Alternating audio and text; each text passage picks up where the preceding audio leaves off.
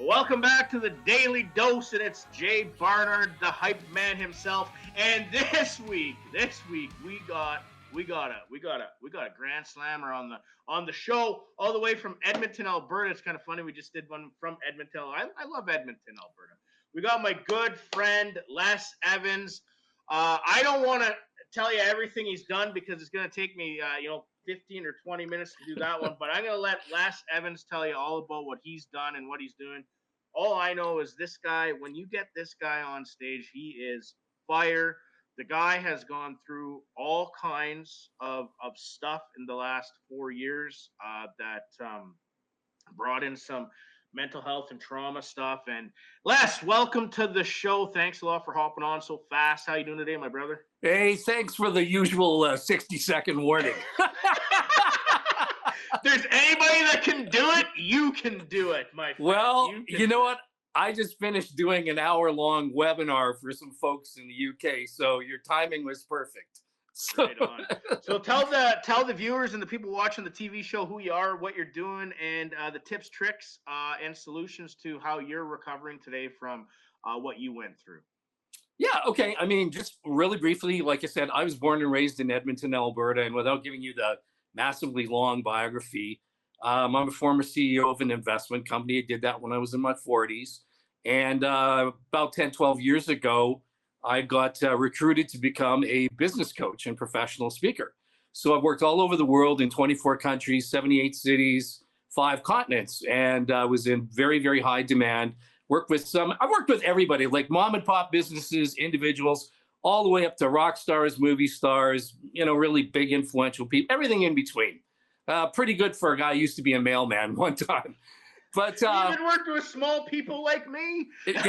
Hey, man, I'm still half farm boy. We still have a farm in Hay Lakes, Alberta. So, you never forget your roots, right? And up until COVID hit, I was a very, very busy guy. I did a tour date of 185 dates in 2019. And I got to be a real rock star. But there's a price to pay for that, obviously. Being a business person is not easy. And in fact, we didn't discuss this in Edmonton, but I thought I'd just bring this up really quickly because it does relate to what I do, Jay. A lot of people don't realize, because I like to talk about the mental health toll and trauma on business people, specifically entrepreneurs. You and I are definitely in that category. Yeah. A lot of people aren't aware, but certainly the government is aware of these statistics. Did you know that for every 1% inflation increases, and for every 1% in unemployment increases, suicide increases by 1%? And these are statistics that are actually well correlated in the U.S. government and certainly in Canada, but also, so I like to use the 1, 2, 3. 1 is for that representation. 1% means a 1% increase in self-harm. 2 stands for the number of entrepreneurs are twice as likely to suffer from depression. 3 times is the amount that entrepreneurs are more likely to suffer from thoughts of self-harm and substance abuse problems. Wow. So yeah, these are well known. That's from the University of San Francisco, by the way. And so that's some pretty interesting stuff because, as you know, entrepreneurs by nature, we're risk takers, but we're also walking the tightrope.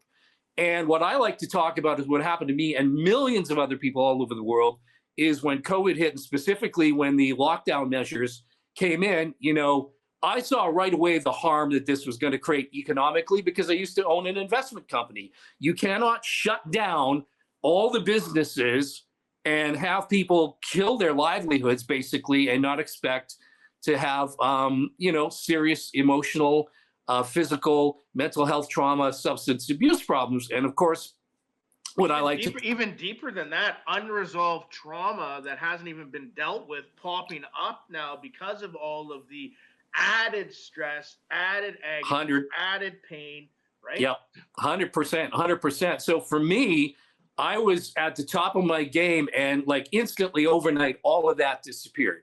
I lost clients. The whole industry was shut down. We started running out of money, obviously. We had to sell. We ended up selling our home, moving back to Edmonton. I was living in Ontario for 28 years. And so it was like an incredibly traumatic thing to lose not only all your stuff financially, for the most part, lose your career, lose your livelihood, but also lose your sense of self-identity, which is extremely traumatic. And so it was a real thing to really start to come and build back. And I thought, this is never going to come back. Like, I'm never going to get this back. And I read through a real, and I'm sure a lot of people can relate to this, a real period of mourning, because you wake up, and this, by the way, this is happening in our economy faster than ever now, where people are waking up and they're like instantly obsolete overnight, or their industry has been, wiped out by AI or something relevant like that.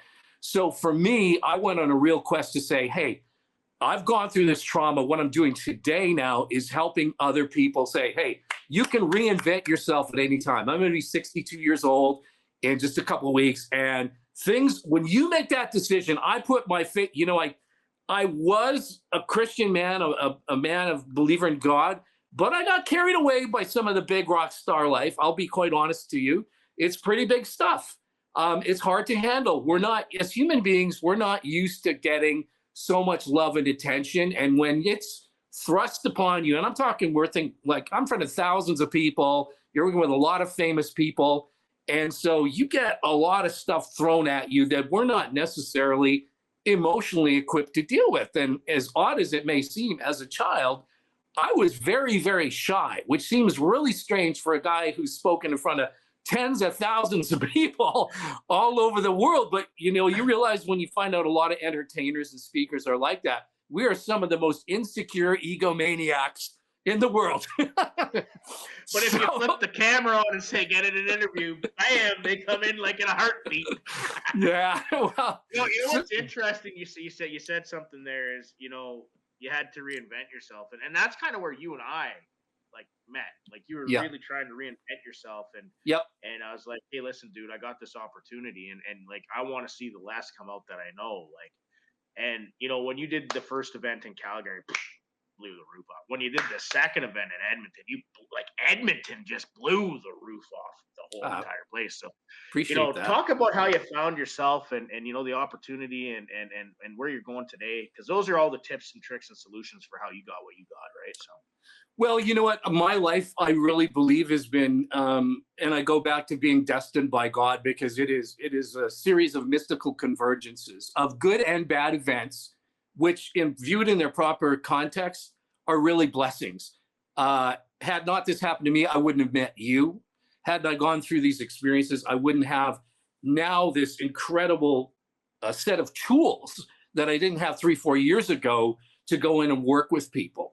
And so coincidentally, you bringing me back to stage really helped me find myself and remember who I was and my true spirit. I went back to finding God, getting back into sync, because that's really where our spirit is. I mean, we are not thinking machines that feel once in a while. We are feeling machines that think occasionally. So,